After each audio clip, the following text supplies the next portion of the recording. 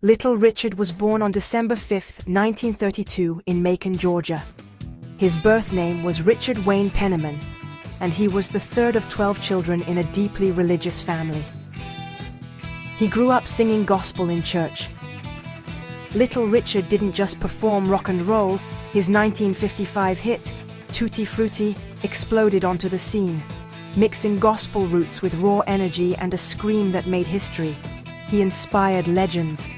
Elvis, the Beatles, Prince, James Brown, and even Jimi Hendrix, Paul McCartney copied his vocal style. Without Richard, modern music would sound very different. He left it all for the church, then came back. At the height of his fame, he abruptly quit music after a terrifying flight in spiritual visions. He believed it was a sign from God. Years later, the music called him back.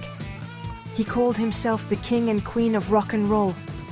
Richard didn't play small. He once said, "I am the originator, the emancipator, and the architect of rock and roll," and he meant every word. His style broke barriers.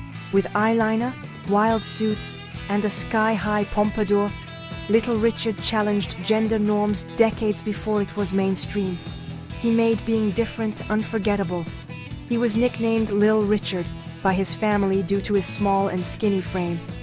He had a leg 3 inches shorter than the other, which affected his gait. He received numerous accolades, including a Grammy Lifetime Achievement Award and induction into multiple Halls of Fame. He was a racial barrier breaker. In the segregated 1950s, white teenagers demanded his music. Radio stations tried to push white cover versions, but nobody could match his fire, and fans knew it. Little Richard's music and image challenged the norms of the time, causing concern among some conservative parents, but it never dimmed his shine. Though married for 2 years, Little Richard's complex relationship with identity and sexuality made him a symbol of both rebellion and freedom, long before society was ready for it. Little Richard played a role in early careers of Otis Redding, the Rolling Stones, James Brown, and Hendrix. All got early opportunities through Richard. Little Richard didn't just make music, he made culture. He passed away in 2020 at age 87.